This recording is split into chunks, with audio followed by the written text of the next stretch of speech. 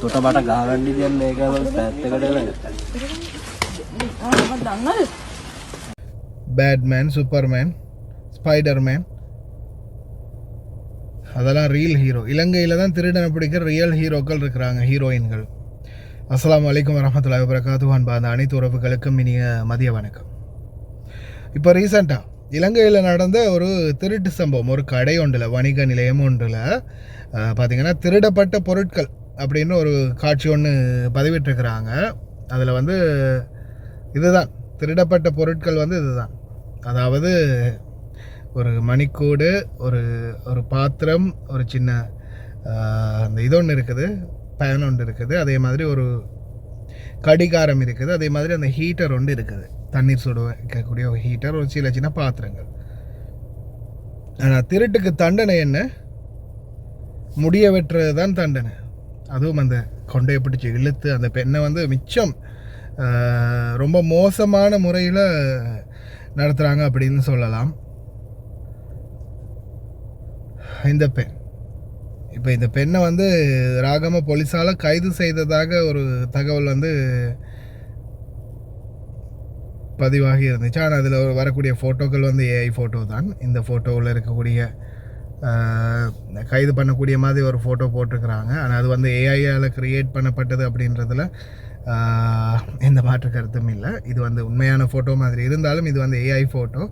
உண்மையில் கைது செய்யப்பட்டாங்களா இல்லையா அப்படின்றதுக்கான கன்ஃபர்மேஷன் எதுவும் இல்லை. இந்த பெண் தான் அது உண்மையான அந்த முடிய வெட்டக்கூடிய பெண். பாதிக்கப்பட்ட பெண் பார்த்திங்கன்னா அவங்களே வந்து முடிஞ்ச அளவு கெஞ்சி மண்டாடுறாங்க. ஆனால் இருந்தும் ஒரு வயதான ஒரு மூதாட்டி அப்படின்னு சொல்லலாம். இவங்கள மாதிரி ஆட்களை பிடிச்சு வீடியோ எடுத்து முடிய வெட்டி இவ்வளோ கெத்து காட்டக்கூடிய ஹீரோக்கள் இலங்கையில் இருக்கிறாங்கன்னா, இத்தனை வருட காலமாக நாட்டை கொள்ளையடித்து எங்களுடைய பணங்களையே திருடி அதில் சுகம் கண்ட பல அரசியல்வாதிகள், அரசாங்க அதிகாரிகள், பல திருடர்கள் இருக்கிறாங்க. அப்போ அவங்களையும் இவங்க இதை மாதிரி பிடிச்சி இந்த மாதிரி தைரியத்தை காட்ட முடியுமே, கெத்து காட்ட முடியுமே. நாங்கள்லாம் எதுக்கு இந்த வெளிநாடுகளில் கிடந்து கஷ்டப்படுறோம்? நாட்டுக்கு டாலர் அனுப்புறதுக்காக. நாங்களும் எங்கள் சொந்த நாட்டில் வந்து இருக்கலாமே. இந்த திருடன்களை எல்லாம் பிடிச்சிட்டாங்கன்னா, இந்த மாதிரி திருடர்களை எல்லாம் பிடிச்சி அதுக்கேற்ற மாதிரி கெத்து காட்டிட்டாங்கன்னா ரொம்ப சந்தோஷமாக இருக்குமே.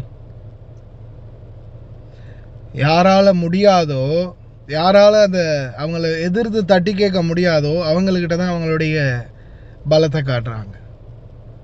ஏன்னா இதே இந்த போதைப் பொருள் வியாபாரிகள், பெரிய பெரிய நாட்டை கொள்ளையடித்த சூறையாடிய திருடர்கள், அரசு அதிகாரிகள்கிட்ட போய் இந்த திமிர இந்த தைரியத்தை காட்டினா அடுத்த நைட்டு நிம்மதியாக தூங்க முடியுமா? அடுத்தது இப்போது இந்த சோஷியல் மீடியா பதிவால் இப்போ இவங்க அவங்கள பிடிச்சிட்டாங்க, முடிய வெட்டிட்டாங்க, வீடியோ போட்டுட்டாங்க. இதால் என்ன நடக்க போகுது? இதில் வரக்கூடிய இவங்களுக்கு கிடைக்கக்கூடிய பெனிஃபிட் என்ன? ஒரு மனிதருடைய அந்த செயல், இப்போ இவங்க வந்து உண்மைக்குமே நிறைய இடங்களில் போய் இந்த மாதிரி பெரிய அளவில் திருடி கொள்ளையடித்து சொத்து சேர்த்து பெரிய லெவலில் இருந்திருந்தாங்கன்னா ஓகே, வாழ்வாதாரத்துக்கு வழி இல்லை அப்படின்றது நாட்டுடைய நிலைமை. இன்றைக்கி அணுற மாதிரி இன்னும் 1000 அணுற வந்தாலும் நாட்டுடைய நிலைமை இந்த மாதிரியான கேடுகட்ட மக்கள் இருக்கும் வரைக்கும் நாடு திருந்தாது, நாடு நல்லா வராது. நாடு இருக்க இன்னும் நாசமாக தான் போகும். ஏன் நாட்டுடைய நிலைமை, நாட்டுடைய வறுமை தான் இன்றைக்கி இந்த நிலைமைக்கு மக்களை கொண்டு வந்திருக்குது. இந்த வயதான காலத்தில் இந்த பெண் வந்து இந்த மாதிரி பொருட்களை திருடுறாங்கன்னா காரணம் என்ன? அவங்களுடைய வாழ்வாதாரம், அவங்களுடைய நிலைமை இன்றைக்கும் அதே அடிமட்டத்திலே தான் இருக்குது.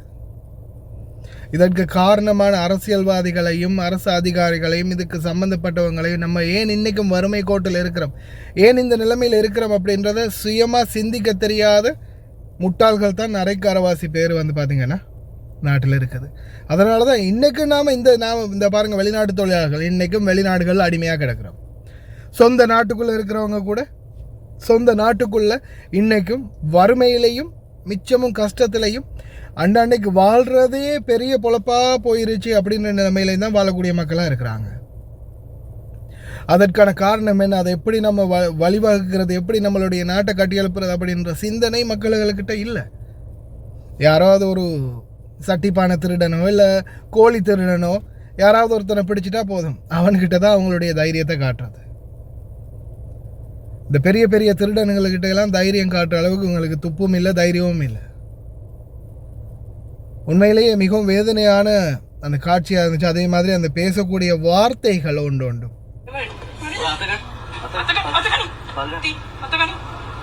பேசக்கூடிய வார்த்தைகள் இதே அவங்களுடைய தாயாக இருந்தா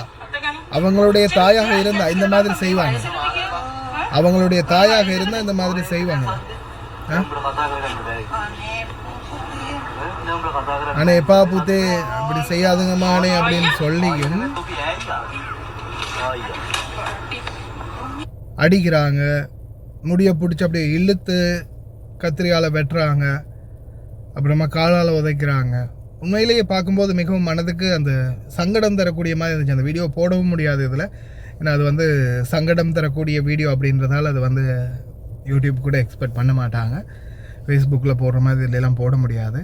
ஆனால் உண்மைக்குமே ரொம்ப வேதனையாக இருக்குது. ஏன்னா இந்த வீடியோ நான் இந்த வீடியோ ஆரம்பித்ததுலேருந்தே அந்த ஒரு கண்கலக்கத்தோடு தான் இந்த வீடியோ ஆரம்பித்தேன். அதால் தான் நான் டக்குன்னு சன்கிளாஸை போட்டேன். உண்மைக்குமே அந்த கண் கலங்குது, பேச முடியலை, அந்த அளவுக்கு வேதனையாக இருக்குது. ஏன்னா நாட்டில் எவ்வளவோ திருட்டு, எவ்வளவோ பெரிய பெரிய திருடன், எவ்வளவோ பெரிய பெரிய குற்றவாளிகள் இருக்கும்போது அவங்களுக்கிட்டேலாம் தைரியத்தை காட்ட துப்பில்லாத இந்த கேடுகட்ட புறம்போக்குகள் ஏதோ தன்னுடைய வயிற்று பிழப்புக்காகவோ அல்லது தன்னுடைய வாழ்வாதார நிலைமையின் வறுமையின் கஷ்டத்துக்காகவோ இந்த மாதிரி எடுத்திருக்காங்கன்னா அதுக்கு